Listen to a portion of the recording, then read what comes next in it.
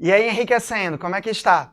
A aula passada, a gente estudou o que é o republicanismo e as relações com o positivismo, o federalismo. Aquela aula serviu para que você tivesse ferramentas para entender o conteúdo que será dado para você a partir de agora, nesse bate-papo. Quem não assistiu, clica aqui no card e assiste lá a aula para chegar nessa que a gente está agora. Na aula de hoje, eu vou falar para você sobre o que é a república. Mas não é a república enquanto sistema político, é a república enquanto fase histórica no Brasil. Sabia que tem diferença? As pessoas aqui naturalizam e não percebem. República enquanto sistema é uma coisa e a fase republicana do Brasil é outra coisa. Essa fase está dividida em várias partes. A primeira, que é essa que a gente vai estudar, é chamada de Primeira República ou República Velha. Começa em 1889 e vai até 1930, quando Getúlio Vargas chega ao poder. Essa Primeira República está dividida em duas fases. Primeiro, República das Espadas. Depois, República das Oligarquias. E em conjunto, elas são um dos temas mais importantes para o Enem em quantidade de questões abordadas nos últimos 5 anos. Então se liga nessa questão. Para que você consiga fazer uma operacionalização bem objetiva, analise comigo aqui essa questão das habilidades e competências antes da gente começar a nossa aula. Olha só, na H14, o que é que se apresenta? Comparar diferentes pontos de vista presentes em textos analíticos e interpretativos sobre situação ou fatos de natureza histórico-geográfica acerca das instituições sociais, políticas e econômicas. Ora, o que é que precisa você saber sobre isso aqui? É perceber que essas instituições, elas são formadas por pessoas, por grupos políticos que têm interesses próprios. A ação de convencimento que essa situação, que essa instituição é melhor do que a outra, é elaborada pelo próprio Estado a partir de discursos com documentos. Entenda, assimile isso, que o próprio documento que o Estado emite é uma construção de verdade, é um elemento ideológico de convencimento a partir de um discurso que tem a força do Estado.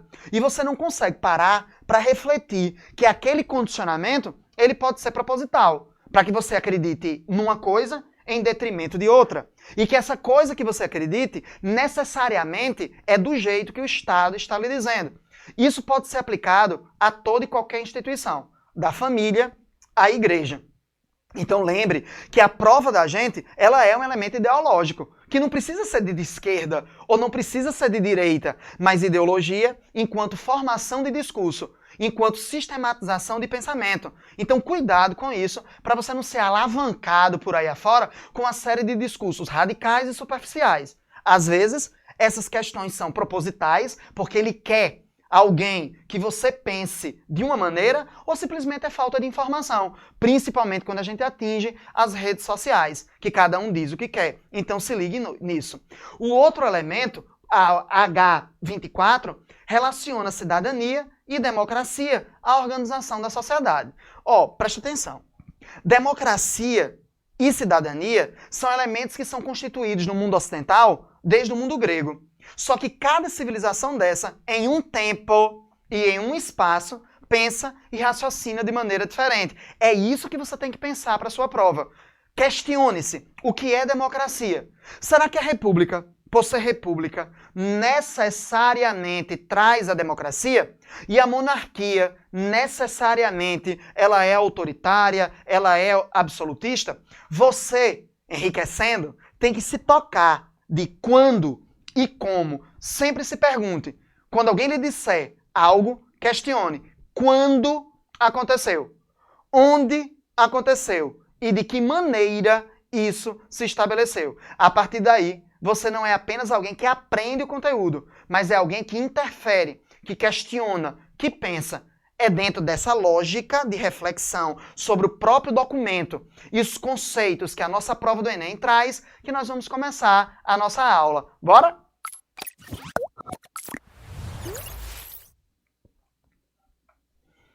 Primeira coisa, República Velha é um termo que não foi criado nesse momento que a República foi proclamada. A ideia de velho foi construída por Getúlio Vargas. Então, cuidado. Eu prefiro usar o termo Primeira República, porque o termo velho tem uma série de implicações ideológicas e políticas que lá no final da nossa aula eu vou trazer para que você possa analisar e ser um enriquecendo. Então se ligue nessa questão aí. Chame, preferencialmente, de Primeira República. Ah, Henrique, tá errado chamar de República Velha? Não, não tá. Até porque historiograficamente ele é uma coisa sistematizada no ensino básico e na nossa prova. Mas você não é um aluno qualquer, você não é um estudante qualquer. Então, evite o velho, use Primeira República e depois saca só por que o termo velho ele é meio Pelé, é meio uma pelezagenzinha que se tem. Se liga aí, tranquilo? Olha só, como eu tinha dito a vocês, a Primeira República se divide em duas partes. Primeiro, República das Espadas, que é quando você tem o controle do exército. Espadas cruzadas são os símbolos que o exército usa como elemento de identificação. Então, esse primeiro momento, nós temos um predomínio do exército, influenciado pelo positivismo, pelo federalismo e, de maneira geral, pelo republicanismo. Na nossa segunda fase, quando Floriano Peixoto, o segundo presidente do Brasil, general, sai, nós assumimos a chamada República das Oligarquias na figura de um cara chamado Prudente de Moraes. E aí se inicia uma nova fase da chamada Primeira República. O que é que você, na emergência, tem que estudar? República das Oligarquias. A quantidade de questões sobre República das Espadas ela é mínima e muito pontual. O que cai é muito pontual, pouquinho. Então, estou na emergência, não estudei por algum motivo, estou em dúvida, estude República das Oligarquias. Sendo assim, nós vamos começar o nosso conteúdo com a chamada República das Espadas. Já disse a você que a República das Espadas é chamada assim pelo predomínio do exército. O símbolo do exército está associado à construção do termo. E cuidado com os termos, eles não são aleatórios. Nós aqui naturalizamos e não questionamos por que aquilo se chama daquela maneira. E quem e quando aquele nome foi colocado. Uma coisa que eu sempre digo que você não pode esquecer. Quem nomeia tem poder sobre o ato ou sobre o objeto nomeado. Porque é essa pessoa que nomeia que dá sentido àquilo às outras pessoas. Então, cuidado com os significados. Eles são fundamentais. Seja um aluno enriquecendo com você e sempre questione. O nome não é aleatório. Ele tem um sentido. Mas na República das Espadas, nós vamos ter basicamente dois presidentes que foram indicados. Um é Deodoro e o outro é Floriano Peixoto. Ambos são generais. Deodoro da Fonseca era um monarquista que se transformou em um republicano de última hora, praticamente no dia da proclamação. Floriano Peixoto, ao contrário, ele é um republicano de carteirinha, com todas aquelas características do positivismo, do federalismo, ligado aos setores médios urbanos, aquela ideia da intelectualidade. Os nossos dois primeiros presidentes foram militares, foram militares, e foram indicados, eles não foram eleitos. É por isso que você vai ter a ideia da República das Espadas. Na República das Espadas, toda aquela influência do positivismo, se estabeleceu então uma política de desenvolvimento econômico que objetivava a urbanização e industrialização. Viu? Elementos positivistas? Urbanizar, industrializar. Controle sobre o espaço. Indústria, desenvolvimento econômico. Ser civilizado é ter indústria. Ser civilizado é ter cidades. Juntou os dois, elementos positivistas, o Brasil então é civilizado e antes o Brasil não era. Monarquia, escravidão, catolicismo, nada disso serve, nada disso presta. Claro que não. Pense que a cabeça das pessoas não alterou. O Estado pode ter alterado, ter se modificado, mas será que as pessoas mudaram? Será que a sensação das pessoas foi alterada? A relação delas com o mundo, com o corpo delas, com as cidades, foi alterada? Será que isso não vai impactar numa série de problemas sociais, políticos, em revoltas populares que vão se estabelecer nesse período? Então, cuidado, porque tudo tem um desdobramento, tudo tem uma reação. Então, o que o governo quer é uma industrialização rápida. E aí se tem a ideia da criação de uma emissão de papel moeda, para que as pessoas pegassem esse dinheiro a partir de linhas de créditos dos bancos, gastassem, aquecessem a economia e a partir daí a indústria fosse obrigada a criar mais produtos para venda. Geraria emprego, infraestrutura.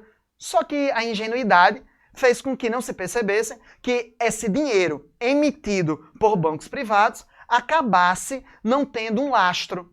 Esse dinheiro era apenas papel, o que gerou uma inflação gigantesca. Outras pessoas pegaram esse dinheiro e guardaram. Outras pegaram o dinheiro, usaram para abrir empresas fantasmas, empresas falsas, e então foi um caos. Essa crise econômica ficou conhecida como encilhamento. Cuidado! Olha a importância do jornalismo. Quem chama o encilhamento de encilhamento são os jornais. Encilhamento, a palavra, significa excitação, no sentido de agitar. Tá? Era muito comum nessa época o Jockey Club. Então as pessoas iam assistir, principalmente a elite ia assistir, e dentro da baia ficava o cavalo com o jockey. E esse cara ficava batendo na virilha do cavalo para irritar o cavalo, agitar o cavalo, para que quando a baia abrisse, o cavalo saísse em disparada. Era a ideia da economia brasileira. Encilhar. Só que isso acabou sendo catastrófico, gerando uma das maiores inflações da história do Brasil. O que culmina o encilhamento? Na revolta da Marinha, quando Deodoro da Fonseca renuncia e Floriano Peixoto assume como vice, desde que a Constituição dizia que Floriano, com menos de 6 meses de governo, teria, como vice-presidente, que convocar novas eleições. Só que o cara não faz isso. Ele usa a Constituição, dizendo que a Constituição dizia isso mesmo. Só tem um detalhe. Ela dizia isso se os presidentes tivessem sido eleitos pelo voto popular. E eles foram indicados para serem presidente, Deodoro, e vice, Floriano, que agora havia assumido a presidência. E ele se recusa a sair do governo, dando continuidade, dando progresso a essa política econômica com algumas alterações. Só que isso desagrada a quem? A Marinha. A Marinha, institucionalmente, está ligada à monarquia, está ligada à aristocracia cafeeira. A Marinha é altamente elitizada. É a primeira força armada a ser criada ainda por Dom Pedro I durante a independência. Tanto é que quando a gente fala sobre as forças armadas brasileiras, primeiro a gente diz Marinha, Exército e Aeronáutica. Essa ordem está associada às suas origens históricas no chamado Estado Brasileiro, de 1822 até a Era Vargas, quando a aeronáutica ela é criada. A Marinha se condensa em um discurso elitista, de manutenção de princípios racistas, escravistas, durante todo o século XIX e primeira metade do século XX. Essa Marinha se contrapõe ao Exército Brasileiro. É aí que surge a chamada Revolta da Armada, que no final das contas não termina em absolutamente nada. Floriano consegue convencer a Marinha que iria sair do poder, o almirante desce, desce do navio que ameaçava bombardear a cidade do Rio de Janeiro, que até então era a capital do Brasil, e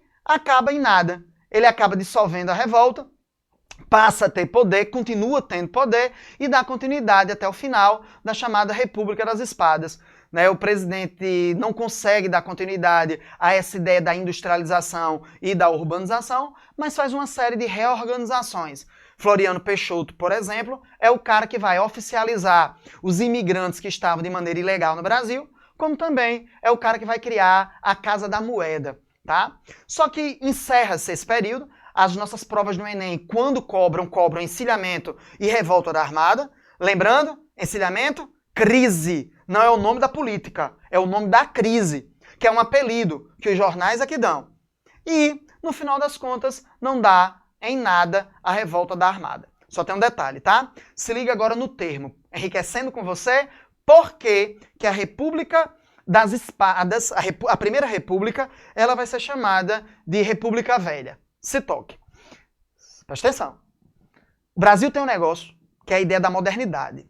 O conceito que o novo é melhor do que o antigo. O antigo é velho e o velho não presta. Tem que ser descartado. É decrépito.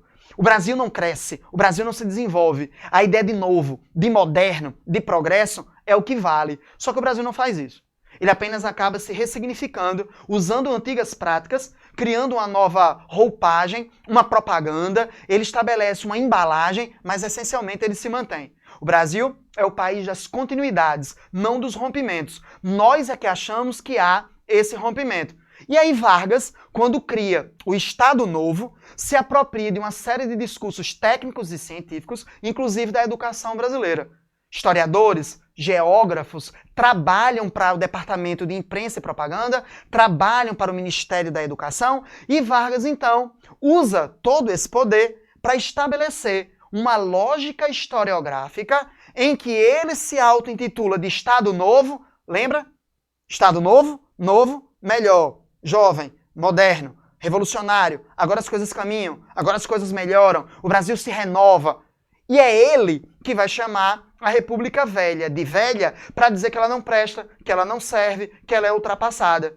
Como eu disse, se ligue nos termos, porque eles sempre são conceitos, eles sempre são elementos de poder associados a discursos de verdade, sejam ligados à história, ao jornalismo, ou seja lá o que for. Então se ligue no Enriquecendo com você para o Enem.